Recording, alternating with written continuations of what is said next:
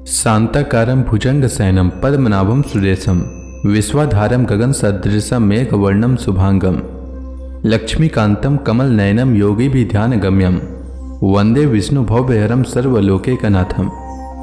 मंगलम भगवान विष्णु मंगलम गरुड़ध्वज मंगलम पुंडरीकाक्ष मंगलाय तनोहरि। ओम नमो भगवते वासुदेवाय। आज का दिन आप सभी के लिए मंगलमय हो। आइए सुनते हैं फागुन मास कथा का 27वां अध्याय। श्री नारद जी आगे कहते हैं, पुरुष श्रेष्ठ, यहाँ तक जो कुछ कहा गया है उससे तुम्हारे प्रश्न का उत्तर हो गया। अब मैं एक भली भांति निश्चित किया हुआ गुप्त साधन बताता हूँ, ध्यान देकर सुनो। पुष्प वाटिका में एक हरिणी के साथ विहार करता हुआ एक हरिण मस्त घूम रहा है। वह दूब आदि छोटे छोटे अंकुरों को चल रहा है। उसके कान भौरों के मधुर गुंजार में लग रहे हैं। उसके सामने ही दूसरे जीवों को मारकर अपना पेट पालने वाले भेड़िए ताक लगाए खड़े हैं और पीछे से शिकारी व्याध ने बिंदने के लिए उस पर बाण छोड़ दिया है। परंतु हरिण इतना बेसुध है कि उसे इसका कुछ भी पता नहीं है।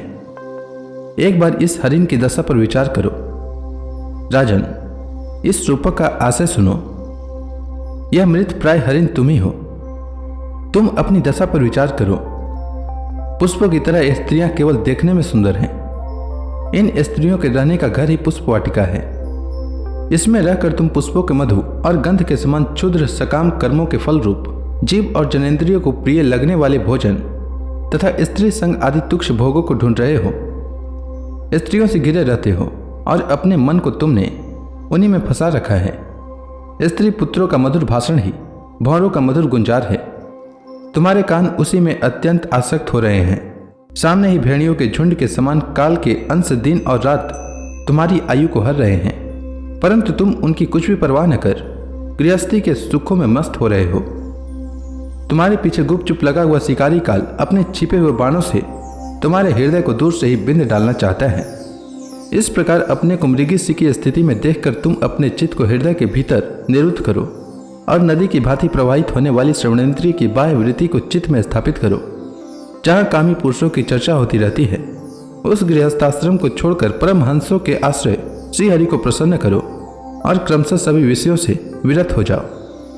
राजा प्राचीन बलि ने कहा, भगवान, आपने कृपा करके मुझे जो उपदेश दिया उसे मैंने सुना और उस पर विशेष रूप से विचार भी किया। मुझे कर्म का उपदेश देने वाले इन आचार्यों को निश्चय ही इसका ज्ञान नहीं है। यदि ये विषयों को जानते तो मुझे इसका उपदेश क्यों न करते। विप्रवर, मेरे उपाध्यायों ने आत्म तत्व के विषय में मेरे हृदय में जो महान संशय खड़ा कर दिया था उसे आपने पूरी तरह से काट दिया। इस विषय में इंद्रियों की गति न होने के कारण मंत्र दृष्टा ऋषियों को भी मोह हो जाता है। वेदवादियों का कथन जगह जगह सुना जाता है कि पुरुष इस लोक में जिसके द्वारा कर्म करता है उस स्थूल शरीर को यहीं छोड़कर परलोक में कर्मों से ही बने हुए दूसरी देह से उसका फल भोगता है। किंतु यह बात कैसे हो सकती है, क्योंकि उन कर्मों का कर्ता स्थूल शरीर तो यहीं नष्ट हो जाता है।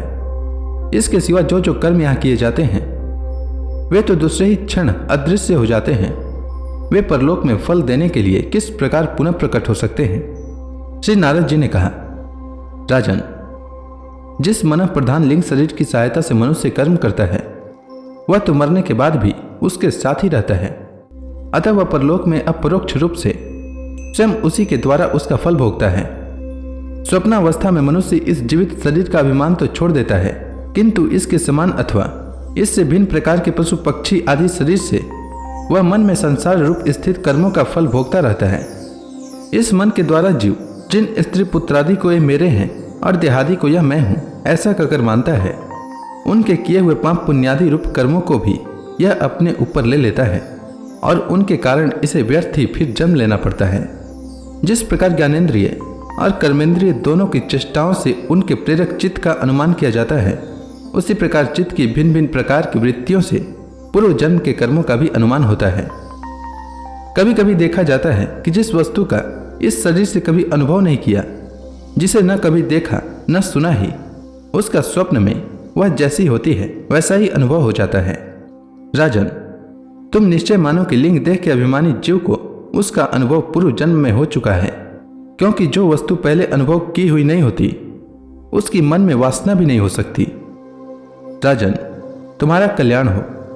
मन ही मनुष्य के पूर्व रूपों को तथा भावी शरीर आदि को भी बता देता है, और जिनका भावी जन्म होने वाला नहीं होता, उन तत्ववेताओं की विदेह मुक्ति का पता भी उनके मन से ही लग जाता है। कभी कभी स्वप्न में देश काल अथवा क्रिया संबंधी ऐसी बातें भी देखी जाती है जो पहले कभी देखी या सुनी नहीं गई। इनके दिखने में निद्रा दोष को ही कारण मानना चाहिए। मन के सामने इंद्रियों से अनुभव होने योग्य पदार्थ ही भोग रूप में बार बार आते हैं और भोग समाप्त होने पर चले जाते हैं। ऐसा कोई पदार्थ नहीं आता जिसका इंद्रियों से अनुभव ही न हो सके। इसका कारण यही है कि सब जीव मन सहित है। साधारणतया तो सब पदार्थों का क्रमशः ही भान होता है, किंतु यदि किसी समय भगवत चिंतन में लगा हुआ मन विशुद्ध सत्व में स्थित हो जाए तो उसमें भगवान का संसर्ग होने से एक साथ समस्त विश्व का भी भान हो सकता है। राजन, जब तक गुणों का परिणाम एवं बुद्धि, मन, इंद्रिय और शब्दादि विषयों का संघात या अनादि लिंग देह बना हुआ है, तब तक जीव के अंदर स्थूल देह के प्रति मैं मेरा इस भाव का अभाव नहीं हो सकता। जिस प्रकार अमावस्या की रात्रि में चंद्रमा रहते हुए भी दिखाई नहीं देता, उसी प्रकार युवावस्था में स्पष्ट प्रतीत होने वाला यह एकादश इंद्रिय विशिष्ट लिंग शरीर गर्भावस्था और बाल्यकाल में रहते हुए भी इंद्रियों का पूर्ण विकास न होने के कारण प्रतीत नहीं होता।